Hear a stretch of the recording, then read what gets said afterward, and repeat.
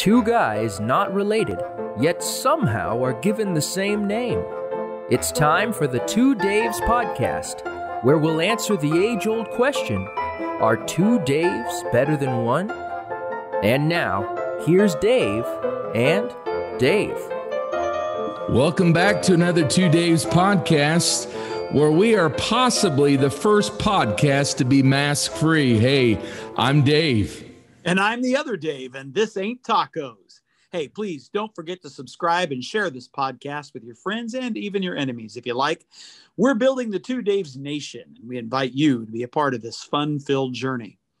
Well, tonight we're introducing a new segment starting on this podcast. It's a Two Daves Fact of the Day to share with our listeners, to help our audience be the best they can be, and we want to be part of making that happen. Well, our first Two Daves fact is this. Hunting unicorns is still legal in Michigan. Let that fact sink in, huh? Yeah, huh? Oh, man. Oh, that's a good first fact for our first time doing it. Not bad. Yeah. So if you're interested in hunting unicorns, go to Michigan because there it's still legal.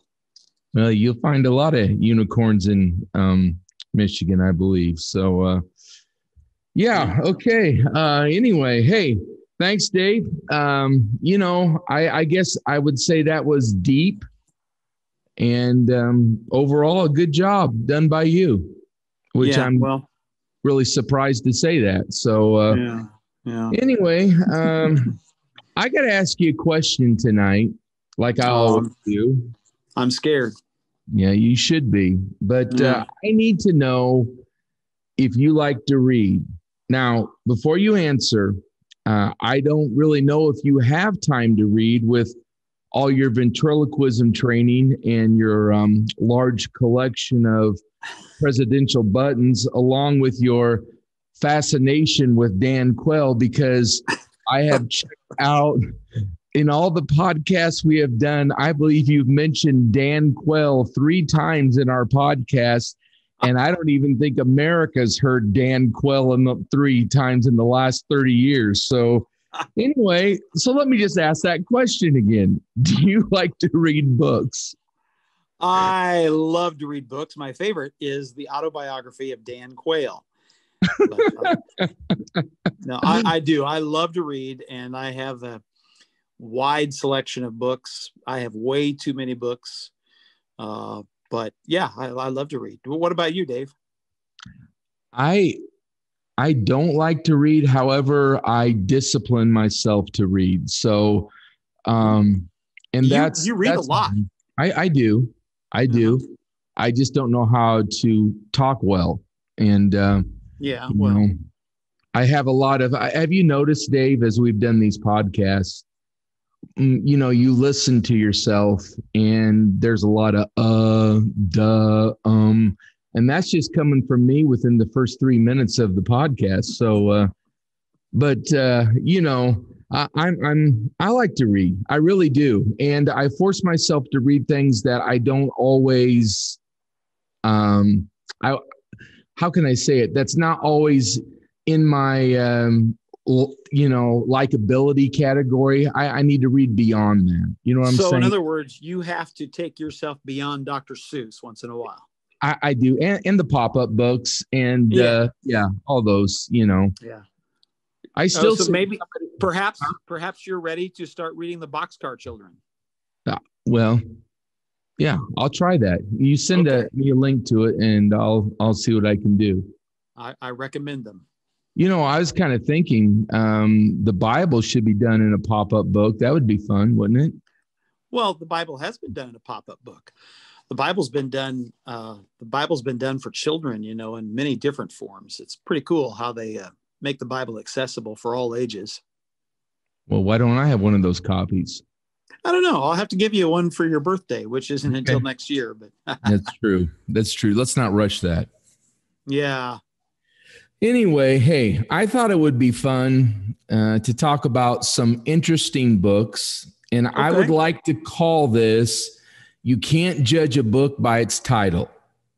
So you can't judge a book by its title. Okay. Yeah, you have a fact of the day, and I have this thing here. So we're going to take turns and read the title of a book, and the other Dave will try and guess what that book is about.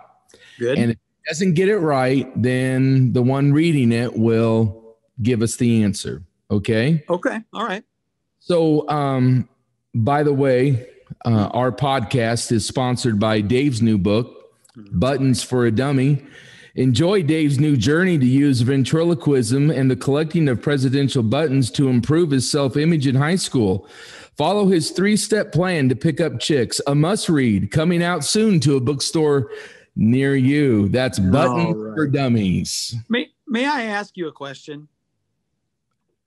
Yes. What did I do to you today to deserve this abuse? Well, it just helps me to realize I'm not supposed to judge you by what you collect. So, and the ventriloquism. So, are you ready to do this? Yeah. This honestly happened to me the other day after a podcast aired that talked about my collecting presidential buttons, which, by the way, I don't collect presidential buttons. But after that podcast aired, I had a friend send me a picture of an Ike button and said, I've had this for ages. Would you like to have it for your collection? I'm like, yes.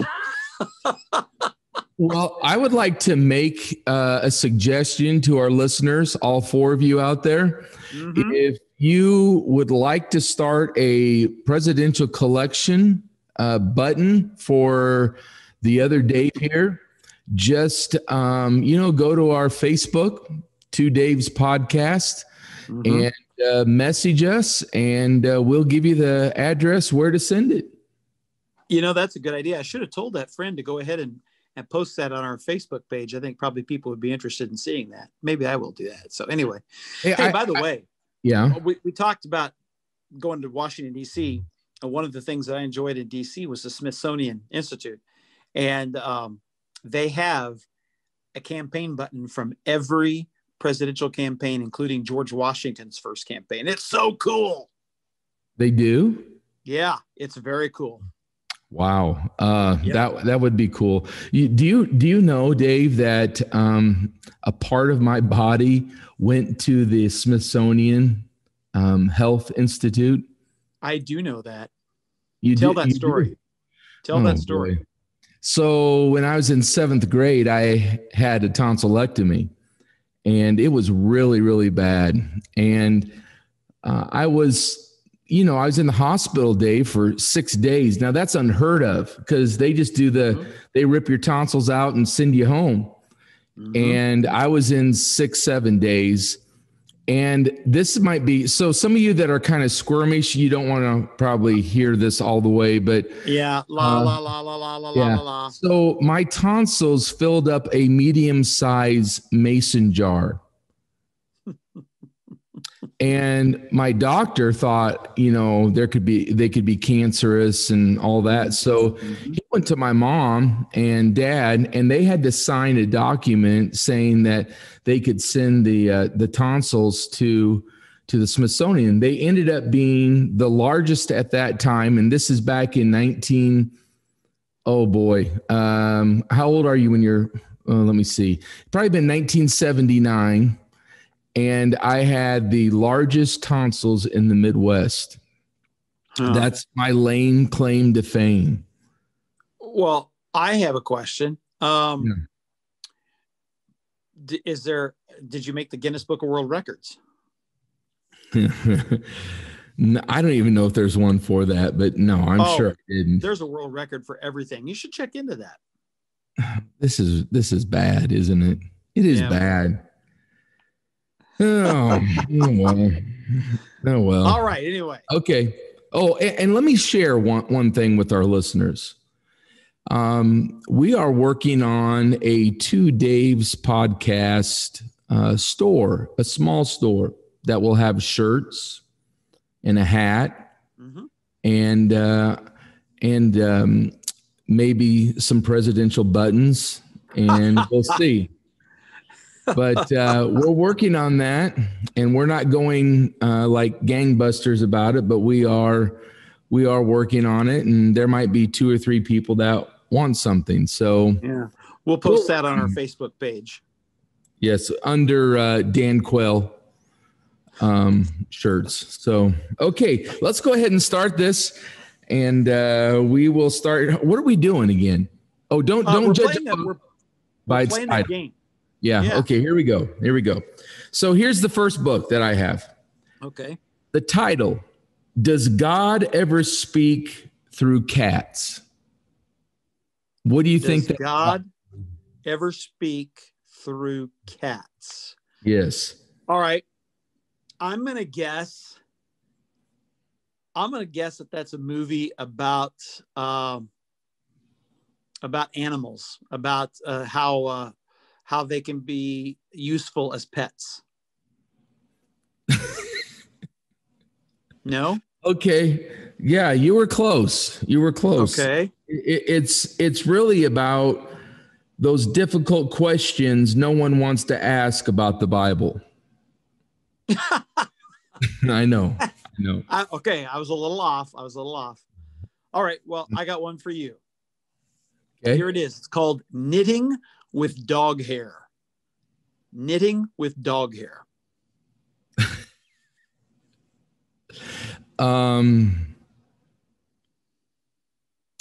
This is a interesting one. Knitting with dog hair. I would say projects you can do with your dog. Well, you're not too far off. This is the Amazon description. Learn to recycle Rover into beautiful garments and accessories as the authors teach you this wacky new spin on an old craft. Knitting with dog hair is the definitive guide to putting on the dog. What? Now, wait a second. Recycling Rover? Are we talking about Rover as a dead or just the hair? Is that what it is? I think it's just the hair. I don't know. I didn't buy the book, but. Oh, okay. All right. Now that is that's an interesting book, and Merry Christmas early for you, Dave. Yeah. Okay, let's do this one. Manifold Destiny. Manifold Destiny. That's the title. Manifold Destiny. It's not Manifest Destiny. It's Manifold Destiny. Mm-hmm. Well, manifold, many destiny. Okay, well, maybe it's just about how to go about in different ways to fulfill your dreams. Is that what it's about? That's a good. Now that sounds logical, doesn't it? It sounds like it would be a good book. Okay, well, here's what it is. It says this: we're not experts, but if your vintage car engine runs hot enough to cook a full course meal, let us help you discover new ways to feed your family. It's Meals on Motors done right. I think people actually do that. Yes. Sure that's that book? Yes. I mean, manifold, that's, a car. But people actually make meals on car engines? Hey, I've seen on, I don't know what show on TV, but I've seen them making meals off of like, what do they call them? The snowmobile motors.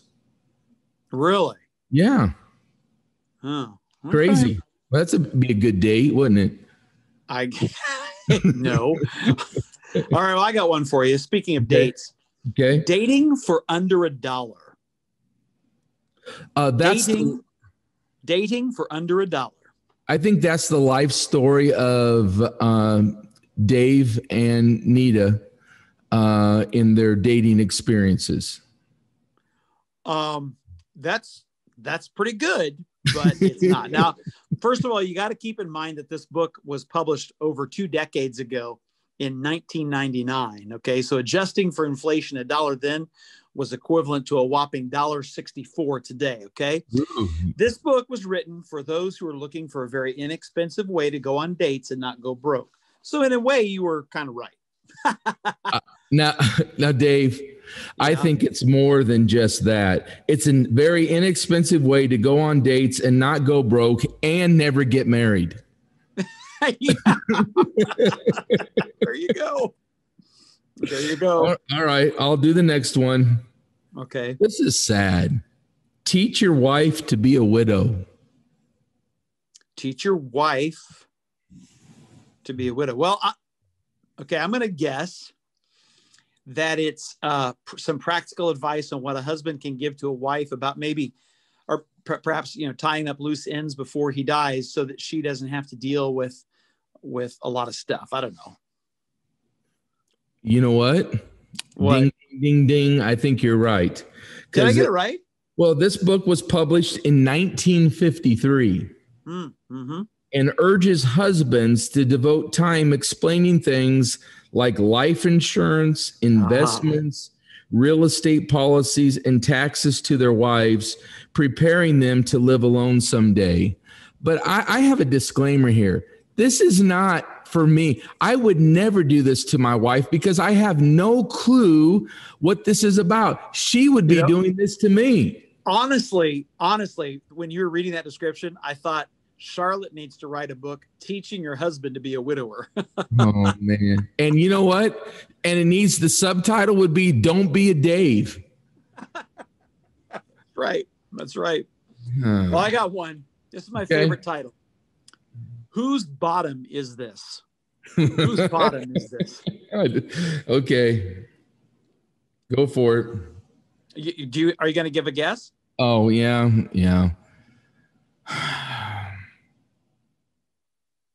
It's not about bottoms. It must be maybe people who have hit rock bottom in life. Well, this concept was apparently so good that 2 different publishers have used it. The illustrated Whose Bottom Is This? Is a hardcover lift the flap guessing game for children ages 1 to 3. Those same children can then graduate a few years later to the photographic series of books, which include the posteriors of hippos, rhinos, bighorn sheep, pin-tailed ducks, and more. It truly is about bottoms, Dave. Oh, man. Okay. Well, I'm sure it's a cute book, right? Books, whatever. Whatever. Okay, I'm ready. This one is really just for you. It's called The Lull. Yeah, it's called The Lull Before Dorking. The lull before what? Dorking. The lull before dorking. All right. I'm going to say that it is a true story about the hour before you were born. Actually, Dave, this is the story of a man and his ventriloquist doll attempting to pick up girls in high school. No, I resemble that remark. Okay, actually, this book came out in 1871. It's a collection of British books. You discover everything you need to know about a market town in Surrey in southeast England, just south of London. Well, everything I need to know about it. Okay. Everything you need to know about it.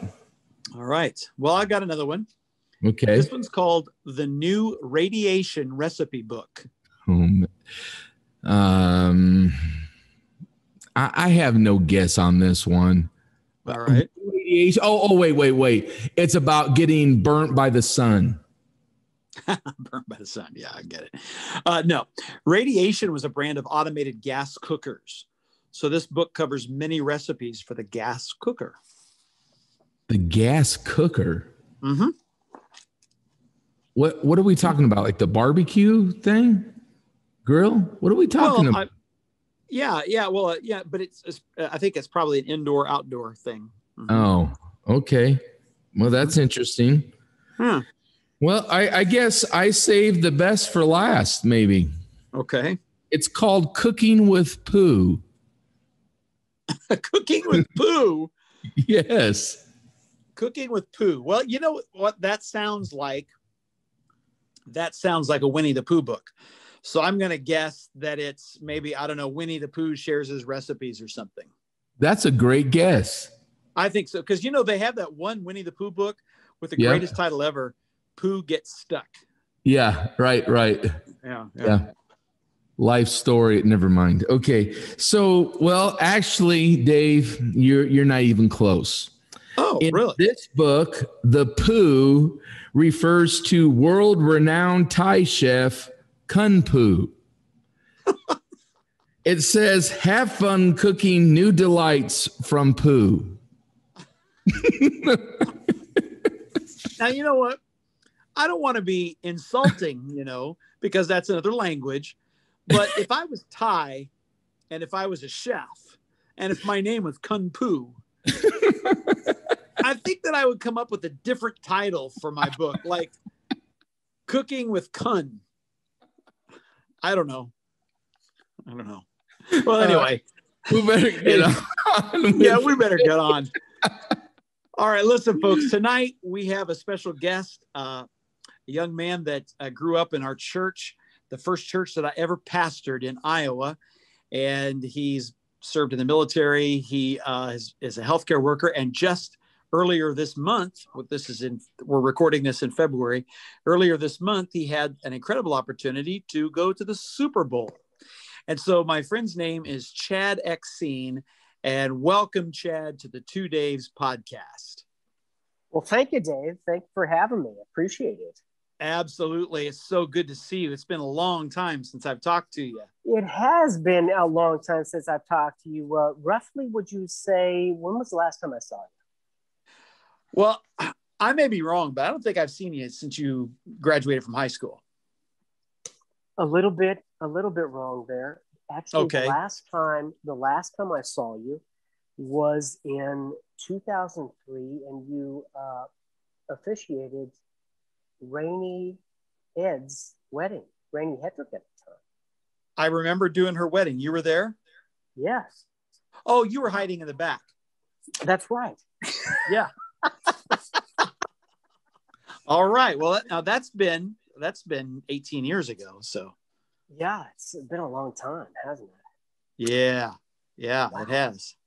Well, I saw your story a little bit on Facebook and saw that you went to the Super Bowl and everything. And I thought, Chad is one of the most interesting people I've ever met. You kept me in stitches, man, when you were a kid. You kept me in stitches. So I thought, we got to have you on and just talk to you and find out what's going on in Chad's life. Hey, I like that. Hey, Chad, Dave. Welcome. I'm the other Dave. And, we title our episodes. And so tonight we've titled this episode, Chad, You're No Tom Brady. and so I see that you're shamelessly plugging the Tampa Bay Buccaneers, but that's okay. That's okay. Hey, I have to ask you a question, Chad. Sure. Some of our listeners, all of our listeners probably don't know this because they have a life. But I want to know, what was it like having Dave as your pastor? Oh boy. I tell you what,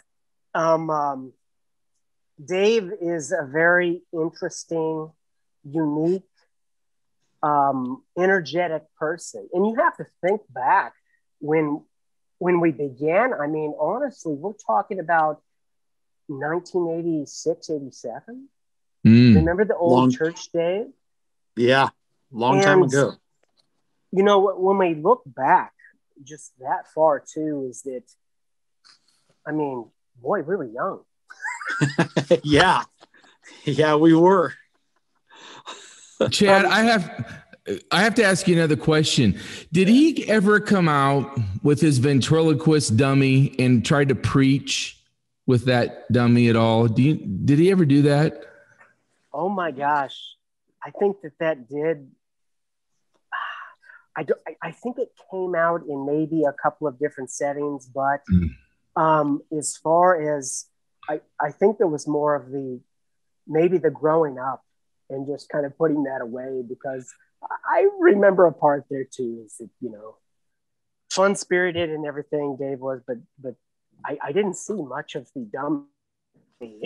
Well, Chad, I see the dummy every week, and then I see his ventriloquist doll. So, Did you see? Did you see what he had? Did you see? Just look look what he has. Hey, Chad, take a look at this. Oh my God, this is my buddy.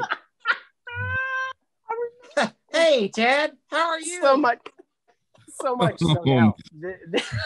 I mean, he's definitely not taking his medication today. So, this is what we have to deal with every week. But hey, Chad, I wanted to, first of all, thank you for your service and sacrifice for our nation. Dave told me that you served, and I don't know which branch you served in and how many years you served. Could you let our listeners know that? Yeah, so a little bit of a unique situation for me getting into the military. So I really didn't know anything about the military. I was actually recruited when I was a junior in high school into the National Guard. And the biggest reason why I was recruited around that time wasn't sought out was because, and a lot of other people don't know, is that I was 18 years old when I was a junior in high school.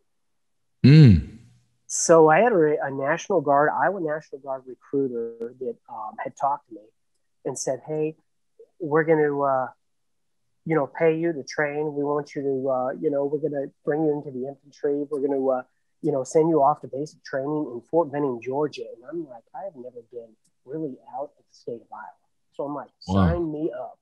Sign me up. Yeah. So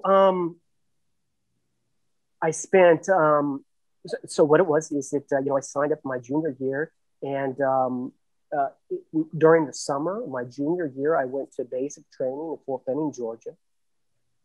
I graduated basic training, and then I came back to school and did my senior year. And then after that, after I graduated, I went right back to Fort Benning, Georgia, and I did advanced individual training in the infantry.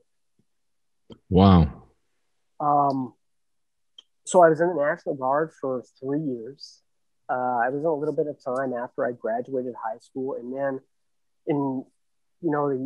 towards the end of 1995, I said, you know what, this just isn't working for me. I was working in a factory, and there were a few things that just weren't going for me. And I'm like, I got to get out. So I just joined up active duty for 3 years, the first 3 years. And I got stationed in Hawaii. So I did my 3 years of duty, and I was honorably discharged. That's pretty much my story in the military. I sum it up as this. So I served between the bushes, if you know what I mean. And I know Dave knows this in presidential areas. Oh, so you're talking during the Clinton era? Yeah. Yeah. Okay. So you were the thorn between two bushes? Is that what you're saying, or what? More than a thorn, probably. Well, I just want you to know that we really appreciate, and we mean that from the heart, that you guys and gals who serve, I mean, you sacrifice that time, you serve our nation. And, I've heard soldiers that have told me, well, I didn't go off to war or do this. And I'm like, that doesn't matter. You serve, you were always ready. So thank you so much. I sure appreciate your service. Well, Thank you for recognizing that, definitely. And I want to definitely take a shout out there to all the service members that are out there right now. And even, the healthcare workers. Yeah. Because it is so true now in life that all gave some gave all. And that is synonymous there with military, healthcare workers, our police, and fire department, and local law enforcement. And these people in the government too, they're really protecting us. Yeah. Now, what are you involved in healthcare? So I'm a licensed mental health counselor, and I'm also a master's certified addiction professional in the area of healthcare. I work for a large hospital system down here in Tampa, Florida, and I do outpatient treatment in a small medical practice with psychiatrists, nurse practitioners, other medical staff, and then, of course, therapists like myself.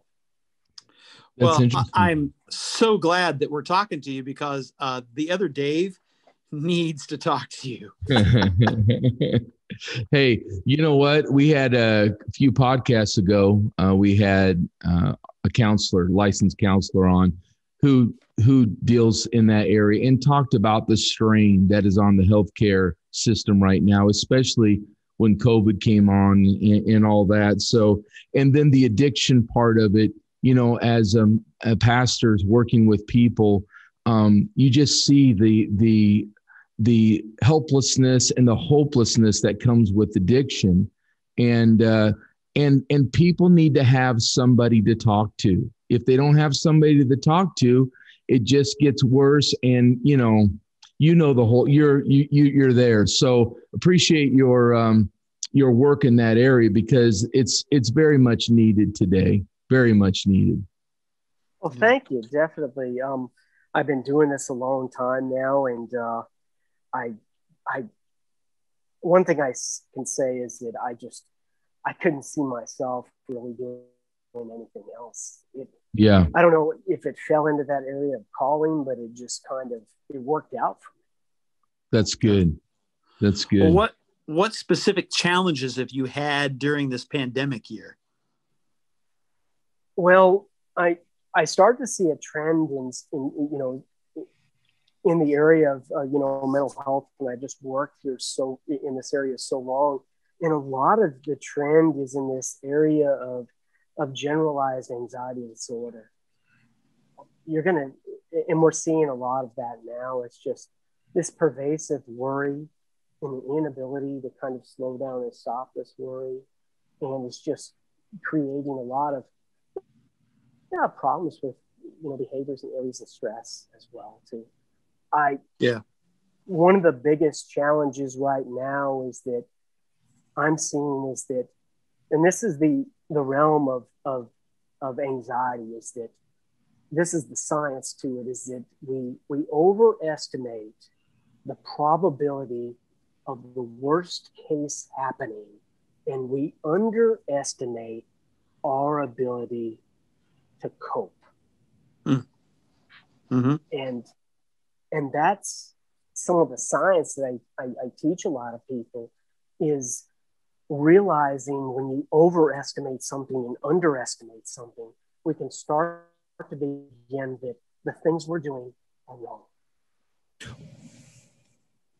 Chad, let me ask you something then, because here's a question that I'm just coming to mind right now.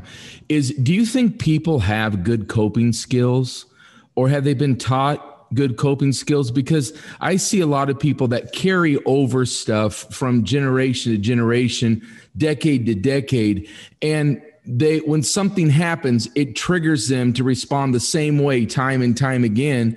And they don't really know how to process that stuff nor rewire. It's not just removing it, it's replacing it.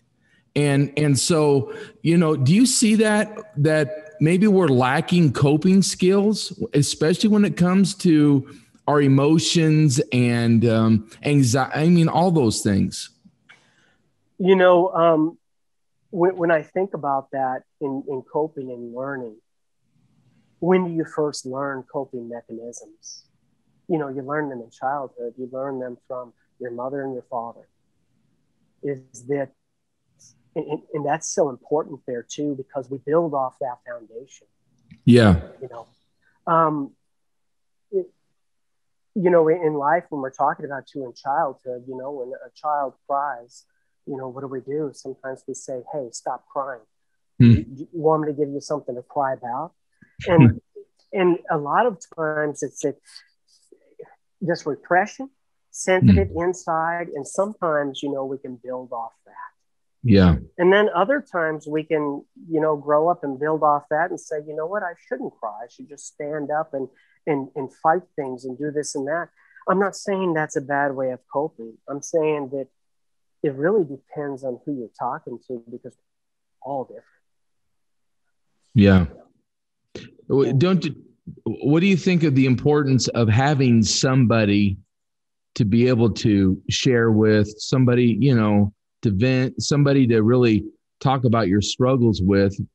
Don't you think that's a help? And I don't know if we have that today. I think everybody's so surfacey anymore that we really need to become transparent with somebody. I don't think you can have 10, 12 people to do that with, but I believe you can have a small, now I could be wrong, but I like to have 2, 3, 4 people that I can be able to go to.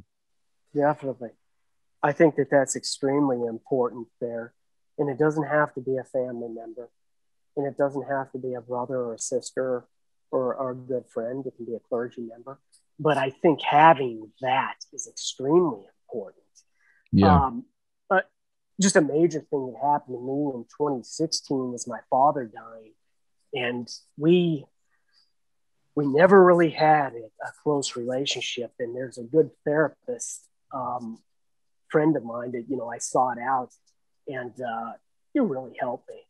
That was extremely pivotal, because I was going through so much at the time that I needed someone, but also too, on that kind of clinical level, put me at ease. That's good. That's good. Now, you live in Florida, is that right, Chad? Definitely. Yeah. And it's been warm down there, right? Oh boy, it has. You know what? Rub it in, Chad. Just rub it in right now. Are you in Southern Florida?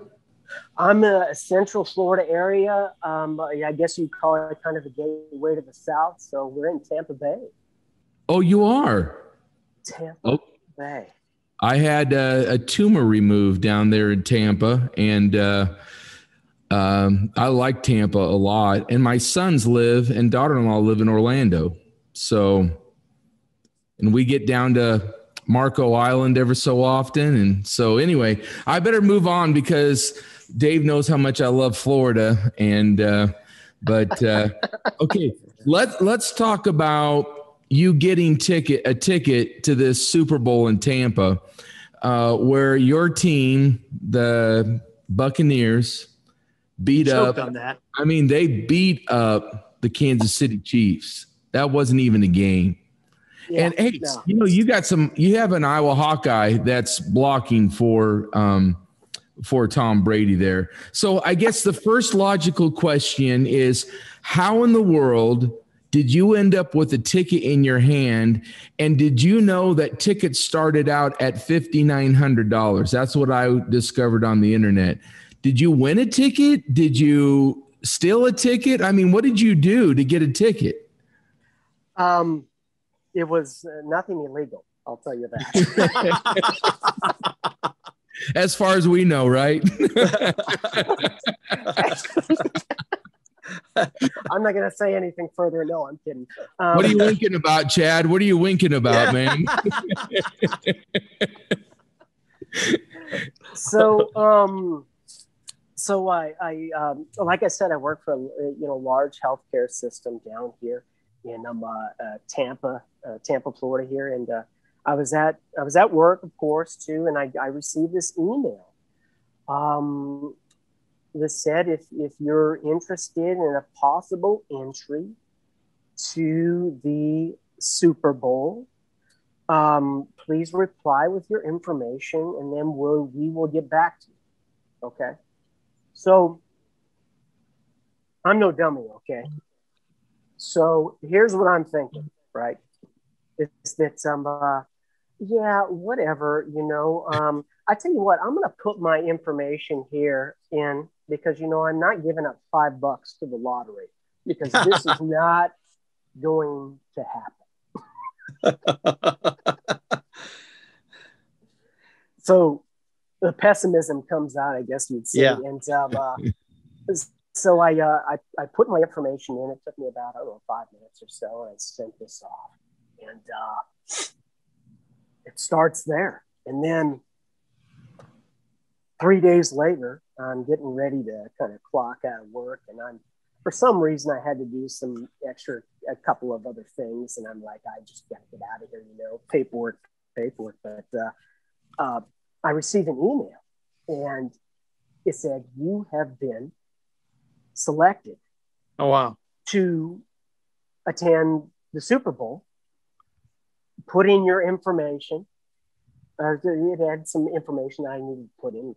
I did that, clicked off send. As I'm doing this, I'm like shaking. Yeah. As I'm thinking, this is really unreal. This is insane. They're just saying that I get to go to the Super Bowl. And I'm thinking, for one, okay, I'm putting in this information and sending this out. And I'm like, well, and I sent it out, and I'm just like there on the computer, thinking that I might receive something, Yeah. I would have still thought it was a scam or something, after all that. Well, I knew it had come from Baycare. I didn't know. I mean, I kind of, they do a lot of teaching us on that kind of, Sure. spamware and stuff like that. Send us, malware email, stuff like that. But I was flabbergasted. I was just, my mind just kind of went to another area, into kind of like you win a golden ticket. Kind of felt like Charlie and the Chocolate Factory. Yeah. Yeah. Well, that's awesome. Now, this whole thing about the Super Bowl being held in Tampa Bay, home field advantage. What's that about? And I think that the NFL is trying to get away from that now. From now on, no home field advantage. From now on, every Super Bowl is going to be held in Dallas. Oh my God. That's right. Or the Jets. Yeah. Yeah. No, let's talk about this whole experience of the Super Bowl, because there's a lot of people in our audience, all four of them, that have never been to the Super Bowl, but would someday maybe like to go. So what was it like? Tell us kind of about some of the things that you saw and experienced. So a lot of people don't know this, but there was a special healthcare concert that I went to right before the Super Bowl, that only healthcare workers were privileged to. Wow. And I really have to say that it was an amazing concert, and how they really, I think it was a part of the NFL, and I'm sure other organizations, but they just really did an amazing job. And headlined that concert was Miley Cyrus, and then she brought in Billy Idol from the 80s, and then she also brought in Pat Benatar. Wow. And I just want to say that was probably the most amazing outdoor concert I've ever seen. Wow. Awesome. Man, Billy Idol and Pat Benatar. Man, I tell you what, that brings back some memories. Hit me with your best shot there. Yeah. Really, definitely. But they just really took care of healthcare workers there. They went above and beyond the NFL did, and I just couldn't believe that they would do something like that. That would come about, a free concert for healthcare workers only. Food and drinks, everything was free, and they catered to us, and they really put on an amazing performance. Couldn't believe it. Where did that take place? So that took place just south of Raymond James Stadium. Oh, okay. We had some tents out there, and of course they set up this whole concert area. Yeah. I knew prior to getting the ticket that something, of course, was going on there too, because I worked right down by Raymond James Stadium, Ray J, just about 3/4 of a mile away, and there was always something going there before the Super Bowl, of course. Sure. Is that stadium next to the airport? So no, we're talking. I'm gonna have to say it's probably 2 miles east of the airport, but it's pretty a linear thing. Okay. If you were down by the stadium and you just went kind of like a straight west, you would hit the airport. Well, it's a nice football field, but their baseball the field's a joke. Oh my goodness. That's terrible. You're in Florida and you have an indoor stadium. That's terrible. And I don't know if they're still having a hard time getting fans or not. What were you coughing about there, Dave? Are you okay? I was taking a drink of ginger ale and the fizz made me cough. Sorry. Well, there, Dave, is that they were talking about, having the Rays down in Tampa downtown, but it for some reason it just kind of fell through with the bureaucratic kind of lawmaker stuff and probably some other things involved there. Well, and they're making downtown Tampa really nice too. So I tell you what, they are. And and the truth is that Tampa Bay is just going to grow. Yeah.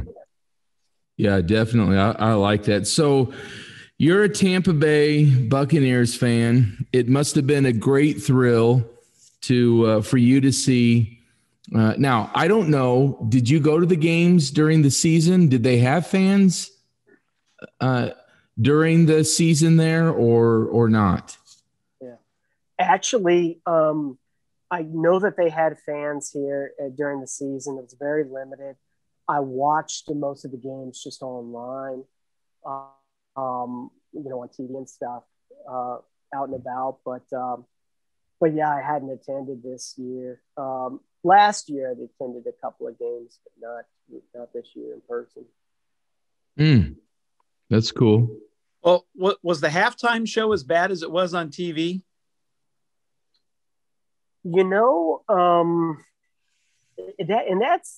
That's an area of questionability. I think that, when you undertake something like that, the Super Bowl, just one act, I mean, that's pretty big. Yeah. An amazing artist, The Weeknd, definitely. And I don't know how it was, on TV and everything. From our perspective, I mean, in the stands and everything, it looked decent, Really good. Okay. Well, that's interesting. So, what did? Go ahead, Dave. No, go ahead, Dave. You go. Well, I was just going to say, what did Tom Brady now? look? What?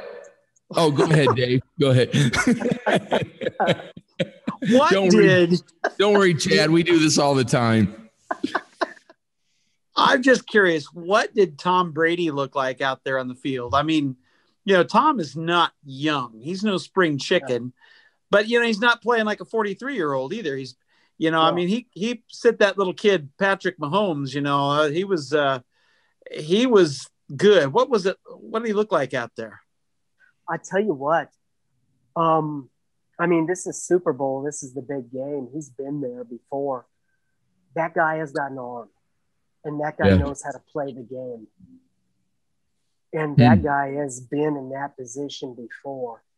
And right time, right place, that was something. And I tell you what, the straight of it is that in the third quarter, when they're down there at the 20, when they were in Tampa's about ready to score, is that they put the big jumbotron on Brady, and I'm like, oh my gosh, yeah, he's got it. Yeah. That's cool. At the mid to the end of the third, he knew he had it. Yeah. Yeah. I kind of knew after they had scored, and it just felt Tampa had the momentum the whole game, So, hey, let me ask you this. How was the food at the Super Bowl, and did you buy any souvenirs?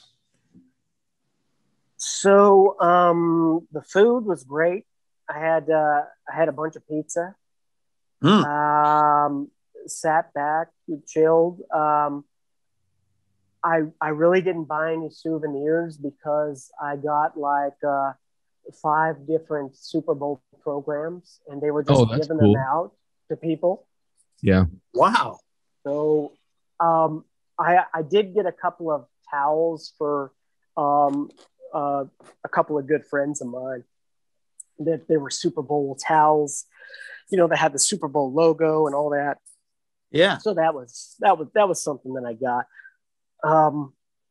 The biggest part of me was, of course, being there. But one of the other things that I got too is an N95 mask for healthcare workers that has the Super Bowl logo. And I haven't worn it. I'm just keeping it. Yeah. Kind of, just keeping it. Yeah. I don't blame you. 20 years from now, that'll be quite a reminder, won't it? Yeah, there's a few things that are going to be a reminder of this last year because, when amazing things happen, there's also kind of areas of disappointment that happen too. And I just know that in my life because I have a story that surrounds it. So that's cool. So Chad, it's been great talking with you, and it's been so long since I've had an opportunity to do that. So I'm glad that you came on, and hope our listeners are having fun as well.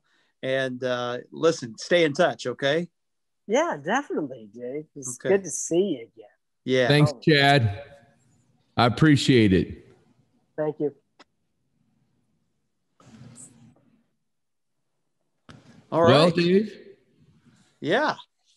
I just I think this was a great episode. I enjoyed that. A little jealous, and but that was great talking with Chad, and it's interesting to hear the stories of people, going to those events. Those are things that unless you win a ticket or unless you're a millionaire, you're not going. Oh man, it's once in a lifetime unless you're very wealthy, Yeah, for sure. And I want to say something about that too. And this was just something. The game itself being there was surreal in this way. So I'm sitting there in seats at the Super Bowl, and 2 seats next to me is a Spanish woman, doesn't speak a lot of English, and motions to me and asks me, what's the score? Or how do I tell who's winning? So I think that kind of comes in that area when I think about just something like the Super Bowl, is that this was unprecedented in that the Super Bowl has now marketed this in ways that you have a person that's never been to a game before, doesn't understand the game, and they're sitting at the Super Bowl. How unreal, surreal is that? Yeah. Well, Chad, if we took Dave to a game, we'd have to explain the score to him too. How could that be a first down? They've gotten down many times. I know. Well, hey, I want to thank everyone for joining us and doing life with us through this short time. And as always, if you'd enjoyed this podcast, and even if you didn't, we'd ask you to subscribe, share like crazy this with your friends. And until next time, Dave, remember, 2 Daves are always better than one. Bye.